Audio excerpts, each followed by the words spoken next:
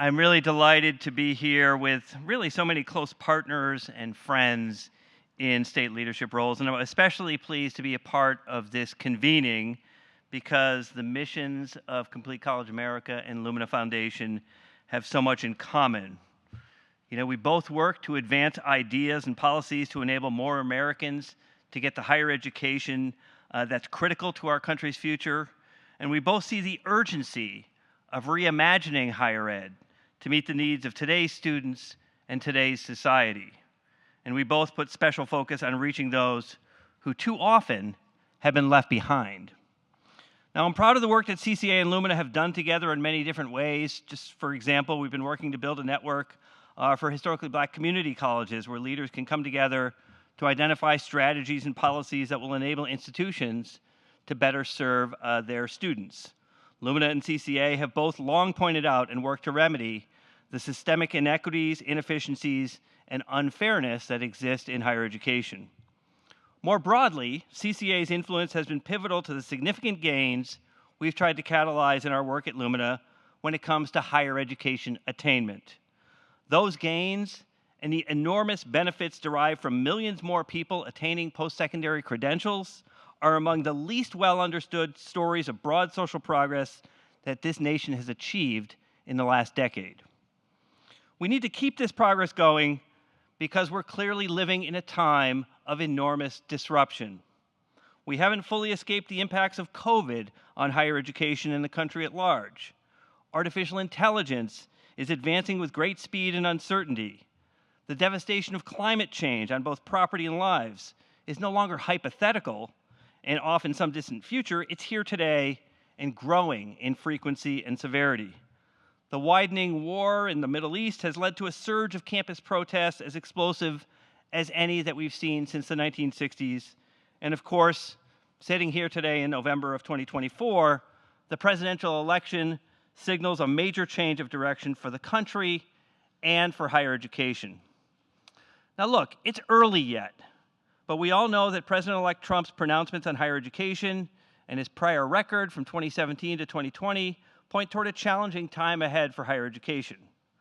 From the efforts to obliterate DEI and target undocumented students to undoing the student debt relief that's been advanced in recent years to rhetoric about eliminating the Department of Ed and dismantling the accreditation system, there's no shortage of things that will challenge, frustrate, and possibly realign the fundamental relationship of higher education institutions to the federal government. Of course, lest we forget, there were state elections as well. And what we saw in most states was a continuation of the status quo with few changes in leadership. I don't need to tell this audience of the 11 gubernatorial elections, no governor's offices changed hands in terms of party control, and only one state, Michigan, saw a change in party control of a legislative body. Now, much has been written about the intense polarization in our country, including a supposedly inexorable divide in views of higher education among red and blue states. But if I can take liberties with Mark Twain, our own work shows that some of those reports have been greatly exaggerated. For example, Texas, led by Republicans, and Illinois, led by Democrats, are both reevaluating and increasing funding for higher education. Texas recently redesigned how it funds community colleges, while Illinois is taking on how it funds universities. Both states agree that a more equitable distribution of taxpayer dollars across higher education is vital and that more resources are needed to help students earn credentials valued in the workplace. In the 21st century, industries that all states are pursuing, things like renewable energy, AI, chip making, advanced manufacturing, and biologics, all require the kinds of skills, creativity, and problem-solving abilities that come from higher education. So I think everyone in this room will acknowledge that this is a pivotal moment for higher education. My point simply is that this polarization isn't a new challenge, but a more extreme one. Now, I know you share my frustration that at a time when higher education has never been more important for our citizens or our country, we're facing stiff headwinds everywhere we look. And while there was a welcome uptick in enrollment last year, we've struggled again this year. This reflects a longer-term trend where the total number of undergraduates is more than 1 million fewer than it was in 2018 and 2 million fewer than it was in 2012. So we must be clear-eyed about our current challenges. Not only have we seen a long-term enrollment decline, but the fact that there are fewer Americans under the age of 18 makes this trend very difficult to reverse. Throw in a robust job market and the fact that fewer than 2/3 of high school graduates are now going on to college, a percentage well down from a decade ago, and the headwinds become a hurricane. But the biggest concern is that for the first time in American history, many are questioning whether higher education is still worth it. According to a recent Lumina Gallup poll, confidence in higher education is at an all-time low, with only 36% of Americans saying that they have a great deal or quite a lot of confidence in higher education. That, my friends, is a 20-point drop from just 8 years ago. Higher education is at a crossroads. It can push back on the critiques that have led to this decline in confidence. That certainly makes sense in a number of ways, since many of the criticisms of higher education are often distortions of reality. They're often caricatures of the unique world of elite higher education institutions, where we all know relatively few students actually go to college. The obsession with the elites leaves little room for understanding what's really happening on most of today's college campuses. But higher education also has an opportunity. It can use this moment of extreme stress to pursue genuine, urgently needed, systemic change. Rather than spend all of its energies playing defense and pushing back on what it's against, higher education has an opportunity to say what it's for. Bluntly stated, this means both calling BS on falsehoods about higher ed while also pursuing urgently needed changes. Both of these things are possible. They are not in contradiction, and let me explain in a moment what I mean by that. Let's start first, though, with the facts about why higher education has been and remains a fundamental building block of American greatness. For individuals, the data are clear that a bachelor's degree is still the surest route to the middle class. A study from Georgetown University's Center on Education in the Workforce found that there is still a lifetime gain of $1.2 million for those with bachelor's degrees. Of course, we also know that the benefits of going to college are beyond making more money. Many studies say that today's workers will typically have 10 or more jobs over the course of their lifetimes, and we know that college embeds habits like discipline, curiosity, and critical thinking that give someone a leg up on learning new things. This is true for people who earn any post-secondary credential, a bachelor's degree, an associate degree, a certificate, any credential. The data are also clear that people without education past high school not only earn less than those with some higher education, they also struggle more. They're more prone to depression. They need more government assistance. They pay less in taxes. They divorce more frequently. They vote and volunteer less often. They even live shorter lives. The latest research from Ann Case and Angus Deaton, the Princeton economists who coined the term deaths of despair, reveals that the gap in life expectancy between Americans with college degrees and those without has surged to 8.5 years. We also can't overlook the tremendous societal and national value of higher education. In a recent op-ed in our local newspaper here in Indianapolis, the Indianapolis Star, Ball State University economist Michael Hicks points out that the combination of business incentives and cuts to funding of higher education has left Indiana's economy weaker vis-a-vis other states. He concludes very bluntly this way: to put it as plainly as possible, educational attainment alone is now a more powerful predictor of a region's economic success than everything else combined. Let me share one more argument that I've been trying to make in gatherings like this.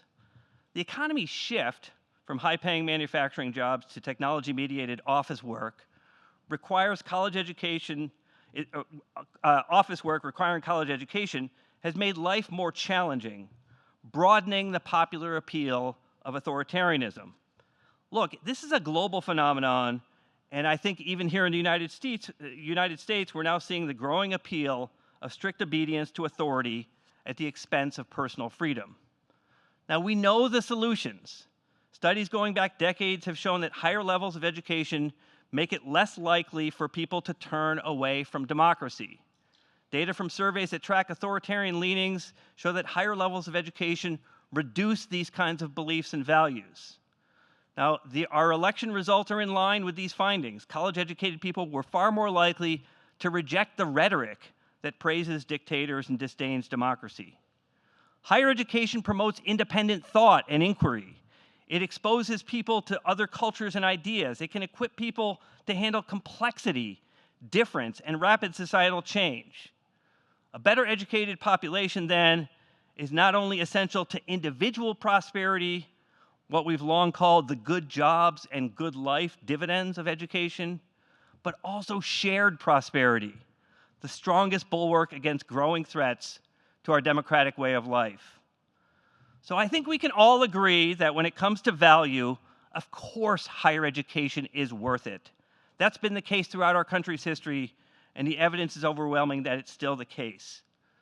But that doesn't mean that the system as it's been for the past century or more is sufficient for what this country needs going forward.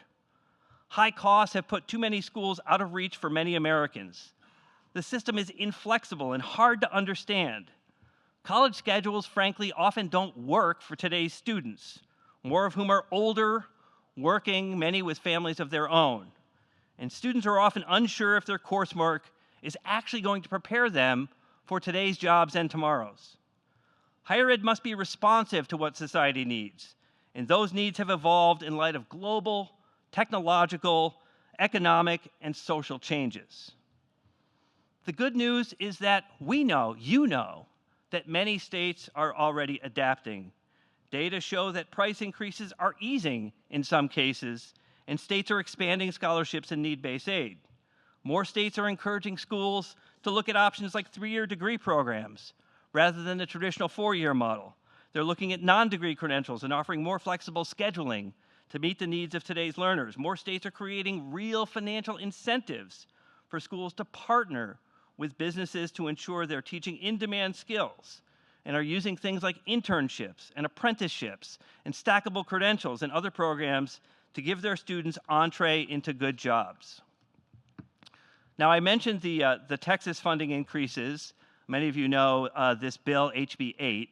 The legislation focuses on awarding credentials of value, defined as degrees, certificates, or credentials that offer, in the words of the bill, purpose in the economy, value in the labor market, and opportunities for good jobs and meaningful careers. CCA, Lumina, and many other organizations are also putting renewed emphasis on tying degrees and credentials to return on investment, to good jobs, to more opportunities for further education, and to other measures of value. Well, let me single out just 2 other areas that remain at the heart of our mission. First is the importance of continuing to bring an equity lens to this work despite the current backlash against DEI and other such efforts. Again, speaking candidly, you can pretty much tell I'm speaking candidly at this point, we should not leave it to others to define what equity is. There's been a long-standing and widely understood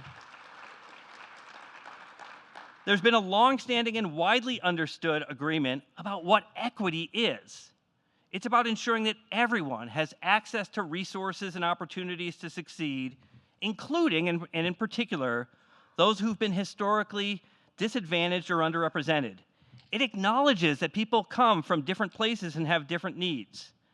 Equity in education is important because it's aimed at ensuring that the outcomes of learning cannot be predicted based on one's race, ethnicity, income, or geographic location. That enduring definition is in the best interest of everyone, and that's what we need to make clear. We know that for all of the efforts going back decades, gaps in educational attainment have long existed due to historical, social, systemic, and structural factors that continue to persist. Our collective futures depend on bringing off the sidelines the people who too often have been left out. A recent report, again from the Georgetown Center, provides powerful evidence of why this matters. It notes that the proportion of people with degrees increased 6.7 percentage points from 2010 to 2020, and as a result, U.S. workers will earn more than $14 trillion more over the course of their lifetimes. Of course, it's not just the college graduates who will benefit. When people earn more, they spend more, not only on cars and homes and groceries, but on their own communities, through their civic involvement and through their charitable giving. The Georgetown Center's analysis also found that if all racial and ethnic groups reached the same educational levels as white Americans, those groups would see an additional $11 trillion in net lifetime earnings on top of the $14 trillion all graduates will gain. What this means is that we've got to do a better job of designing policies and programs to meet the needs of today's students, especially around things like affordability and academic quality. Programs from the humanities to sciences and specialized technical programs must be made more affordable and built to support students who are more likely to work while in school, provide care for family members, and experience economic insecurity. Programs should be completed in reasonable timeframes, offer scheduling flexibility, and lead to family-sustaining wages. Second, I want to underscore the importance of developing not just productive individuals, but informed, engaged citizens. Now, I mentioned earlier how even the U.S. isn't immune from the appeal of authoritarianism, which is, again, on the rise around the world. Research has shown that education plays a key role in protecting democracy, but in my view, that role has often been understated, undervalued, and underinvested. Our task now is to highlight more clearly the continuing economic and social benefits of higher ed, while also making the case that it's one of our best bets to help protect democracy. Now look, increasing college attainment alone, it's not going to solve our nation's challenges with cohesion and democratic vitality. That's not my point. But I do think the sector itself can and should do more to play a positive role. There's an opportunity now to build bridges despite the many signs of increased polarization. Among the reform efforts needed in higher education, we must reimagine higher ed's role in preparing people for active, informed citizenship. Now, it's not just about voting, as important as that is. Active citizenship requires us to be truly engaged in our communities and in society. And to support that effort, educators must connect learning with the persistent issues that confront individuals and their communities. That means answering tough questions, including, what do people need to learn and experience to prepare them to be better equipped for the human work of today and tomorrow, while also serving as engaged and active citizens? How do we respond to the torrents of misinformation in ways that allow us to work across our differences? How can we reckon with America's troubled past and present, particularly as it relates to race, ethnicity, income, and geography, while also working towards a brighter future? And how can we show young Americans that education can equip them to have a real impact on the problems that they see around them? At the end of the day, we need to make clear, as I said earlier, what higher education is for, not just what it is against. Thinking about why higher education is so valuable and what it's truly for points us in the right direction. It can lead us to the most productive responses at a time when those responses are so desperately needing. Advancing American talent through a robust system of higher education is the best pathway to individual and shared economic prosperity. Graduates equipped with 21st century skills and immersive experiences in problem solving, communication, digital literacy, critical thinking, teamwork, and other foundational skills, they have higher wages. They also are the best contributors to their communities and are the best defenders of freedom and democracy. Even more than in past gatherings, I think that is our leadership moment right now, a time for creativity, for new approaches, a time when we need to think of strategy, not in terms of either or, but in terms of both and. So thank you all very much for being here, and I'm really looking forward to the comments following with the panel. Thank you very much.